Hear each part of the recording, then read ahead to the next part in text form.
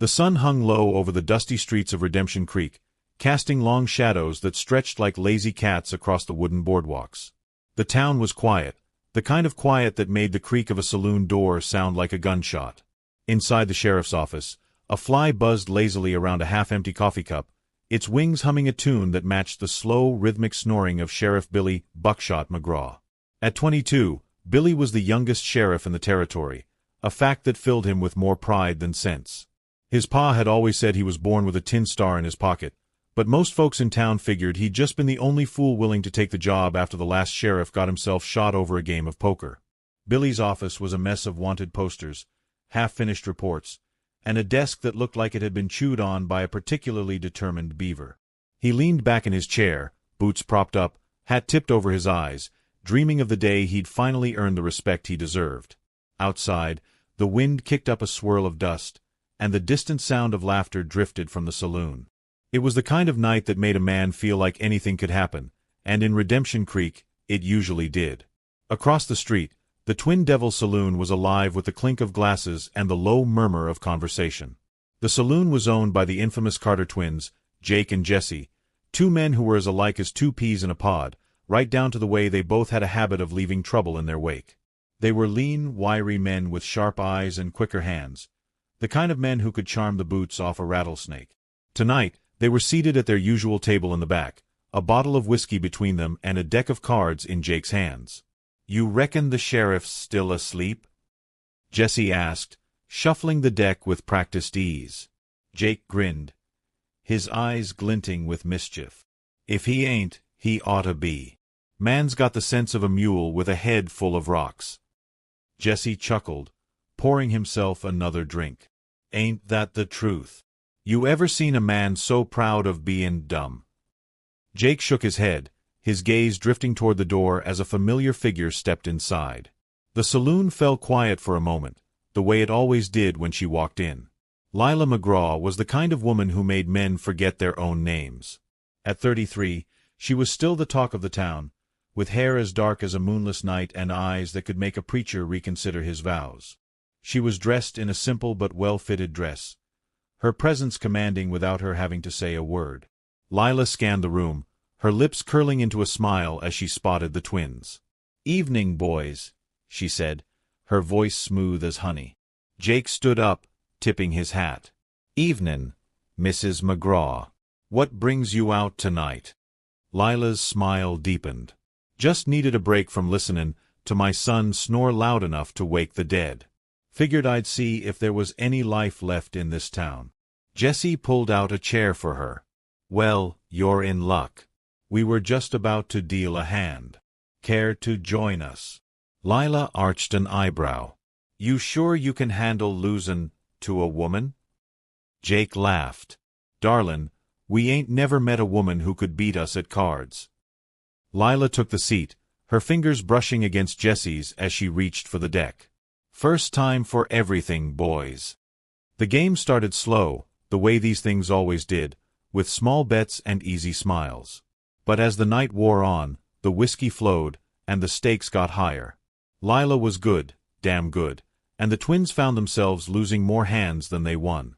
Jake's grin never faltered, but Jesse's eyes narrowed slightly, the way they always did when he was calculating something. "You're cheatin'," Jesse accused, though there was no real heat in his voice. Lila leaned back, her fingers tapping the table. "Now, Jesse, if I were cheatin', you'd never know it." Jake threw his head back and laughed. "She's got you there, brother." Jesse scowled, but there was a glint of admiration in his eyes. "All right, one more hand. Double or nothin'." Lila's smile was slow and knowing. "You sure you can afford it?" Jesse's answer was a stack of coins slapped down on the table. The hand was dealt, the cards flipped, and the twins watched in disbelief as Lila laid down a royal flush. The saloon erupted in laughter and catcalls, but Jake and Jesse just stared at the cards, then at each other. "Well, I'll be damned," Jake muttered. Jesse's scowl deepened. "Ain't no way." Lila cut him off with a laugh. "Boys, if you're gonna accuse a lady of cheatin', you best be sure. Otherwise, it just makes you look sore." Jake clapped his hands together. "All right, Fair's fair. We lost, and we'll pay up. But you can't blame a man for being suspicious when a woman cleans him out like that. Lila gathered her winnings, her fingers deft. I reckon I can blame a man for a lot of things, Jake Carter. Suspicion ain't one of them. The twins exchanged a glance, a silent conversation passing between them. Jesse leaned in, his voice low. You know, Mrs. McGraw, a woman with your skills could make a fortune in a place like Santa Fe. Or even Denver. Lila's eyes flickered with interest. Is that so? Jake nodded. We got connections. Could set you up real nice. Lila studied them for a long moment, her expression unreadable. And what would you want in return? Jesse's grin was slow and dangerous. Just your company, darlin'. Nothin' more. Lila laughed, the sound rich and warm. Boys, if I didn't know better, I'd say you were tryin' to corrupt me. Jake winked. Corruptin's a strong word. Let's just say we're offerin' you a chance to see the world beyond Redemption Creek. Lila stood, tucking her winnings into her purse. I'll think on it. But for now, I best be gettin' home before my son wakes up and realizes he's still the sheriff. The twins watched her go, their expressions thoughtful. She's something else, Jesse muttered. Jake nodded. That she is. And I got a feelin' we ain't seen the last of her. Outside, the night air was cool, the stars bright and endless. Lila walked with the confidence of a woman who knew she was being watched, her hips swaying just enough to make it clear she didn't care. She was almost to the sheriff's office when she heard the sound of boots behind her. She didn't turn around. Evenin', Mrs. McGraw, a voice said. Lila stopped, turning slowly. Deputy Tom Harris stood there, his hat in his hands, his expression nervous. Evenin', Tom. What can I do for you? Tom shifted his weight. Ma'am, I reckon you ought to know. The Carter twins. Well, they ain't good men. They're plannin' somethin'. I heard 'em talkin'. Lila's smile didn't waver. And what were they plannin', Tom? Tom swallowed. Something to do with you. And the sheriff. Lila's laughter was soft. Tom, those boys couldn't plan their way out of a paper bag. But I appreciate the warning. Tom looked like he wanted to say more, but Lila just patted his arm. You're a good man, Tom. But some things ain't worth worryin' over. She turned and walked into the sheriff's office, leaving Tom standing in the dark, wondering if he'd done enough. Inside, Billy was still asleep, snoring like a bear in hibernation. Lila looked down at her son, her expression unreadable. Then, with a sigh, she kicked the leg of his desk. Billy jolted awake, his hand going for his gun. What is it? Lila crossed her arms. Nothin', Sheriff. Just thought you oughta know your town's still standin'. Billy rubbed his eyes. Ma, what are you doin' here? Lila's smile was sharp. Just makin' sure you're doin' your job. Now get up. You got a town to watch over. Billy groaned, but he stood, stretching. Yes, ma'am. Lila watched him go, her mind already racing. The Carter twins were trouble, but they were the kind of trouble that could be useful. And if there was one thing Lila McGraw knew, it was how to turn trouble into opportunity. The next morning, Redemption Creek was already buzzing with the kind of energy that only came after a night of whiskey, cards, and whispered secrets. The sun climbed higher, burning off the last of the morning mist, and the townsfolk moved about their business with the cautious optimism of people who knew trouble was never far away. Sheriff Billy McGraw, still rubbing the sleep from his eyes, stood on the boardwalk outside his office, squinting at the horizon like he expected an army of outlaws to come riding in at any moment. Inside the saloon, the Carter twins were nursing their hangovers with black coffee and a plate of eggs so greasy they could have been used to lubricate a stagecoach wheel. Jake was leaning back in his chair, his boots propped up on the table, while Jesse stared at the wall like it held the secrets of the universe. You ever get the feelin' we're bein' played? Jesse muttered, poking at his eggs with a fork. Jake didn't even look up from his coffee. Every damn day, brother. But that don't mean we can't play back. Jesse scowled. I ain't talkin' about the usual. I'm talkin' about her. Jake finally glanced over. Lila McGraw? Yeah, Lila McGraw. She's got a mind like a steel trap, and she's usin' it. Question is, for what? Jake smirked. Maybe she's just tired of this one-horse town and wants a little excitement. Can you blame her? Jesse shook his head. It ain't that simple. She's got a plan. I can feel it. Before Jake could respond, the saloon doors swung open, and in walked Lila herself, looking as fresh as a daisy despite the late night.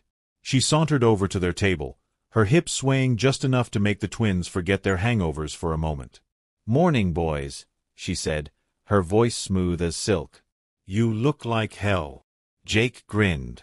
"And you look like an angel, darlin'." Lila laughed, pulling out a chair and sitting down without waiting for an invitation. "Flattery'll get you nowhere, Jake. But I do appreciate the effort." Jesse's eyes narrowed. "What brings you by, Mrs. McGraw? Come to gloat about last night?" Lila's smile didn't falter. "Now, Jesse, why would I gloat? I just came to deliver a message." Jake leaned forward, intrigued. "What kind of message?" Lila reached into her purse and slid a folded piece of paper across the table. Jake picked it up, unfolding it to reveal a neatly written note. "Meet me at the old mill at sundown. Come alone. L." Jake raised an eyebrow. Well, looks like we got ourselves an invitation." Jesse wasn't so easily impressed. "What's this about, Lila?" Lila stood, smoothing her skirt. "Curiosity, Jesse. Ain't that what keeps life interestin'?" She turned and walked out, leaving the twins staring after her. Sundown came quicker than either of them expected. The old mill stood on the outskirts of town, its wooden beams sagging with age, the water wheel long since fallen into disrepair. It was the kind of place where secrets were made and kept. Jake and Jesse arrived together, their boots crunching on the dry grass as they approached the building. The door was slightly ajar, and the faint glow of a lantern flickered inside. Jake pushed the door open, stepping inside with Jesse right behind him. The mill was empty except for Lila, who stood near the back, her back to them, the lantern casting long shadows across her face.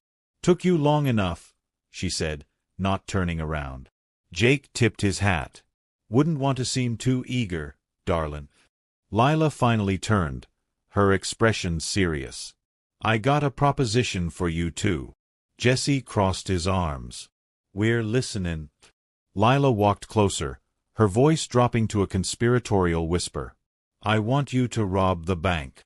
The twins exchanged a glance. Jake burst out laughing. "Now, Lila, I know we ain't the most upstandin' citizens in these parts, but even we got our limits." Lila didn't smile. "Hear me out. The bank's got a shipment comin' in tomorrow. Gold, straight from the mines up north.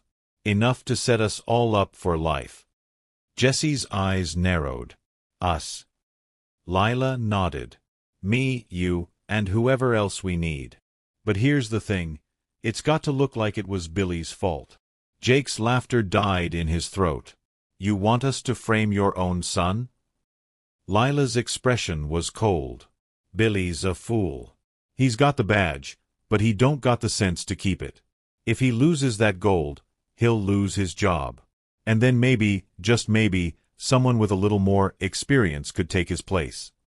Jesse studied her for a long moment. "And who'd that be?" Lila's smile was slow and knowing.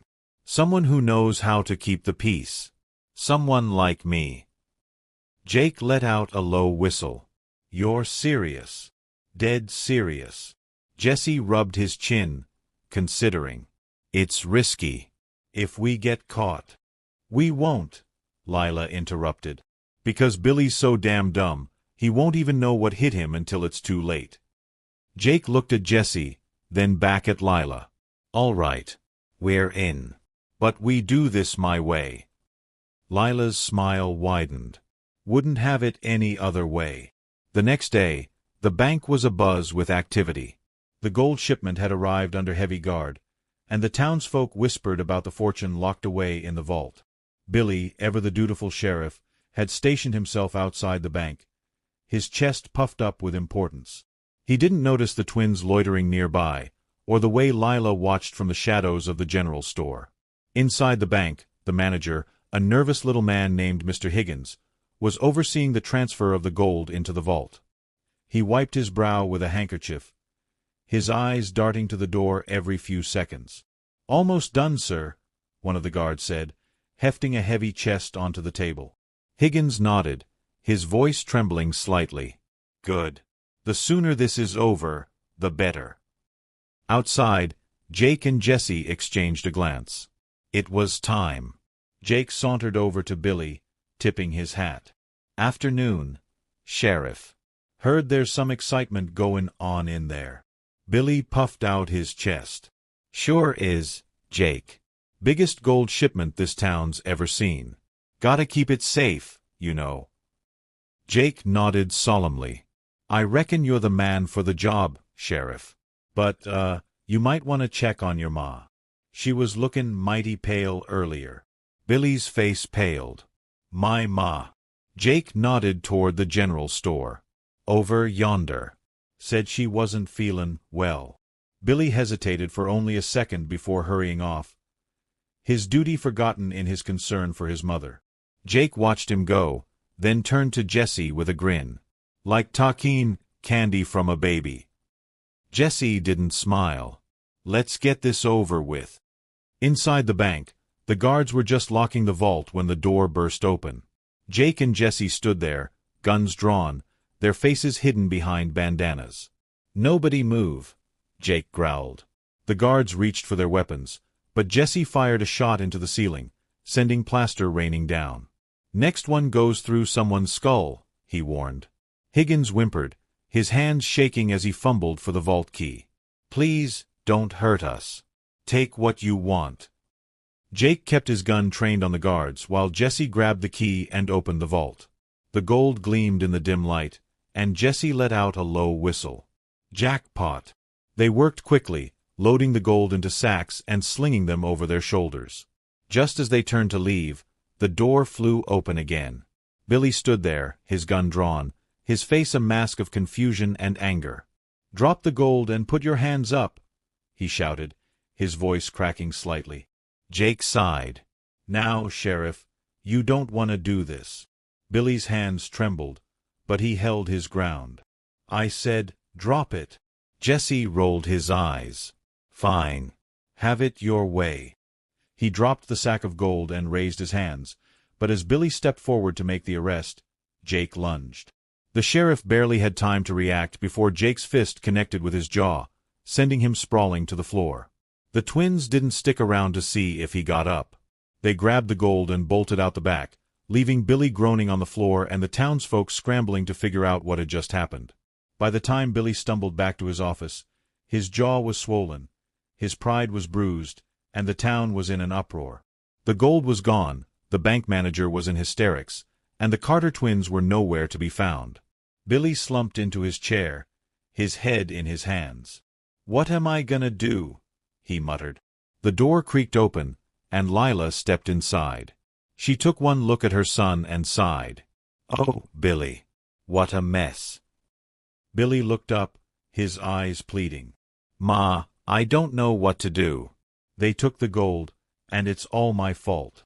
Lila walked over, placing a hand on his shoulder. Now, it ain't your fault, son. Those Carter twins are slick as greased lightning.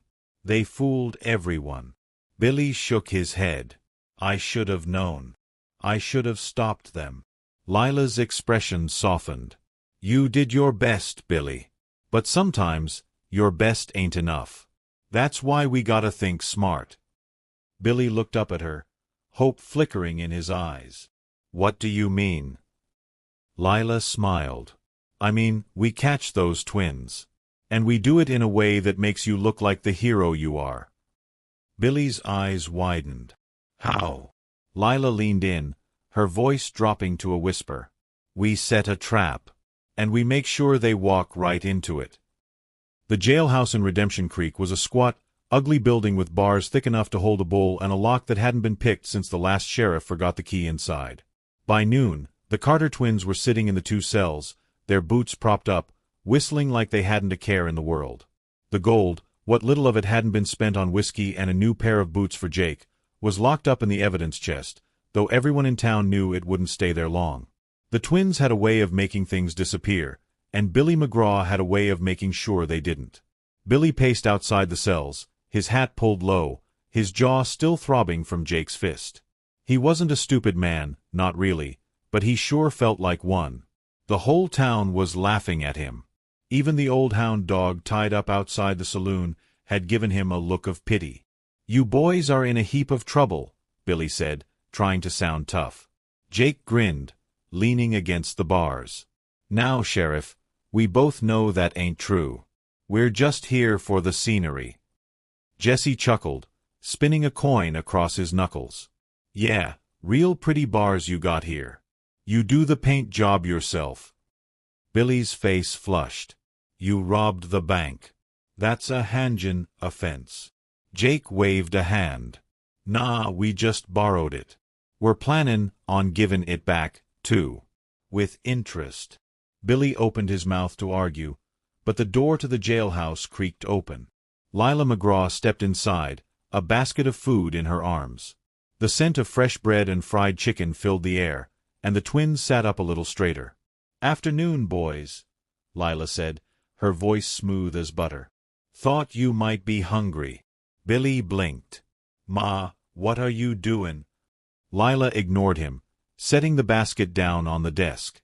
"Can't have you starvin' in here, now can we?" Jake's grin widened. "Mrs. McGraw, you're too kind." Lila opened the basket, pulling out a plate of food and sliding it through the bars to Jake. "Eat up. You too, Jesse." Jesse took the plate, his eyes never leaving Lila's. "Much obliged." Billy watched, his confusion growing. "Ma, they're criminals." Lila turned to her son, her expression gentle but firm. "Billy, these boys ain't nothin' but a couple of lost souls. They made a mistake. Ain't that right, Jake?" Jake wiped his mouth with the back of his hand. "Best chicken I ever stole." Lila laughed, shaking her head. "See? They're just misunderstood." Billy's eyes narrowed. "Ma, they robbed the bank. They knocked me out cold." Lila sighed, walking over to her son. "Billy, you ever stop to think maybe they had a reason?" Billy stared at her. "A reason?" Lila nodded. "People don't just up and rob a bank for no reason. There's always something drivin' them. Ain't that right, Jesse?" Jesse leaned forward, his voice low. "Sheriff, your ma's got a point. We didn't do it for the fun of it. We did it 'cause we were desperate." Billy looked between his mother and the twins, his mind racing. "Desperate? You two. You're the most well-connected outlaws in the territory." Jake shrugged. "Desperate for a change, then. This town's been stagnant too long. Needed a little excitement." Lila placed a hand on Billy's arm. "Billy, sometimes the law ain't black and white. Sometimes it's about understandin' people. And these boys, they ain't bad. Just restless." Billy rubbed his temples. "Ma, you're makin' my head hurt." Lila smiled. "Then let me make it simple. You let these boys go, and they'll leave town. No more trouble, no more robberies. And you'll look like a hero for showin' mercy." Billy's mouth dropped open. "You want me to let them go?" Lila's grip tightened slightly. "I want you to be smart, Billy. You lock 'em up, and they'll be out by morning anyway. You let 'em go, and they'll owe you a favor. And in this town, favors are worth more than gold." Billy looked at the twins, who were both watching him with amused expressions. He groaned, running a hand through his hair. "This is the dumbest idea I ever heard." Jake clapped his hands together. "Now you're thinkin', Sheriff." An hour later, the jailhouse door swung open, and the Carter twins strolled out, stretching like they'd just woken from a nap. Billy stood on the boardwalk, his arms crossed, his expression a mix of resignation and frustration. "You boys better not make me regret this," he muttered. Jake tipped his hat. "Sheriff, you won't even remember this by mornin'." Jesse clapped Billy on the shoulder as he passed. "Thanks for the hospitality." Billy watched them go, then turned to his mother, who was leaning against the jailhouse wall, her arms crossed, a satisfied smile on her face. "Ma, I don't know if I just did the right thing or the stupidest thing," he said. Lila laughed, walking over to him. "Billy, in this town, those are usually the same thing." Billy groaned. "I ain't ever gonna live this down." Lila linked her arm through his. "Course you will. And when you do, you'll be smarter for it." Billy shook his head. "I still don't get it. Why'd you want me to let em go?" Lila's smile softened. "'Cause, Billy, sometimes the best way to win is to let someone else think they have." Billy stared at her. "You're plannin' somethin'." Lila winked. "I'm always plannin' somethin', son. Now come on. Let's get you home before you do something else foolish." That night, the Twin Devil saloon was packed, the air thick with smoke and the scent of cheap whiskey. The Carter twins sat at their usual table, a bottle between them, their faces alight with amusement as the townsfolk whispered about their miraculous release. "Can you believe it?" Jake said, shaking his head. "That boy let us go like we were a couple of lost puppies." Jesse chuckled, pouring himself another drink. "Lila McGraw's got away with words, I'll give her that." Jake leaned in. "But you don't think she's done with us, do you?" Jesse's grin faded slightly. "Nah. She's got a plan. And whatever it is, it ain't good for us." Jake sighed. "Then why'd we let her talk us into this?" Jesse's eyes gleamed. "'Cause, brother, we ain't done with her yet." The saloon doors swung open, and Lila McGraw stepped inside. The room fell quiet for a moment, all eyes on her as she made her way to the twins' table. She sat down without waiting for an invitation, her smile sharp. "Evenin', boys," she said. Jake raised his glass. "Mrs. McGraw, to what do we owe the pleasure?" Lila's gaze flicked between them. "Just wanted to make sure you two were settlin' in all right." Jesse smirked. "We're doin' just fine. Thanks to you." Lila leaned in, her voice dropping. "Good. 'Cause I got a job for you." Jake's grin returned. "Now, why don't that surprise me?" Lila's smile was slow and knowing. "'Cause, Jake, you're startin' to learn how this town works. And in Redemption Creek, the only way to stay ahead is to keep movin'." Jesse raised an eyebrow. "What's the job?" Lila sat back, her expression unreadable. "Steal something for me." Jake burst out laughing. "Lady, we just got out of jail for stealin'." Lila's smile didn't waver. "And now you're gonna do it again. Only this time, you'll be stealin' for the right person." Jesse studied her for a long moment. "And who's that?" Lila's eyes gleamed. "Me." The twins exchanged a glance. Jake's grin was back, wider than ever. "Well, Mrs. McGraw, I do believe you've got yourself a deal." The next morning, Redemption Creek woke up to a new kind of quiet. The gold was still missing, the Carter twins were still free, and Sheriff Billy McGraw was still the butt of every joke in town. But as the sun climbed higher, casting its light over the dusty streets, one thing was clear. Nothing in Redemption Creek was ever as simple as it seemed. And Lila McGraw? She was just getting started. The morning after the twins' release, Redemption Creek was already buzzing with whispers. The townsfolk couldn't decide whether Sheriff Billy McGraw was the dumbest lawman west of the Mississippi or the most cunning. Either way, the twins were gone, the gold was still missing, and Lila McGraw was standing on the boardwalk outside the saloon, sipping coffee like she didn't have a care in the world. Billy stood beside her, his hat pulled low, his jaw still sore. "Ma," he muttered, "I still don't know if I should be mad at you or thank you." Lila didn't look at him, her gaze fixed on the horizon where the dust from the twins' departure had long since settled. "Billy, sometimes the best way to win is to let the other fella think he's won. Those boys, they'll be back." And when they do, they'll owe us. Billy groaned. Or they'll rob us blind again. Lila laughed, a rich, warm sound. Oh, they'll try. But next time, we'll be ready. Billy shook his head. I don't know how you do it, Ma. Always 3 steps ahead. Lila finally turned to him, her expression softening. Because, Billy, I learned a long time ago that in this world, you either move forward or get left behind. And I ain't got time for standin' still. Billy sighed, but there was a hint of a smile on his lips. So what now? Lila took a sip of her coffee. Now, we wait. And we make sure Redemption Creek stays ours. A week later, a rider came into town, his horse lathered in sweat. He pulled up in front of the sheriff's office, swinging down with a grim expression. Sheriff, he said, tipping his hat, you best come see this. Billy and Lila stepped outside, following the rider to the edge of town. There, half buried in the dirt, was a sack. Billy bent down, brushing off the dust to reveal the unmistakable glint of gold. Lila's eyebrows rose. Well, well. Billy looked up at her. You think? Lila smirked. I think those boys just paid their debt. Billy let out a breath, shaking his head. They could have just given it back. Lila laughed. Where's the fun in that?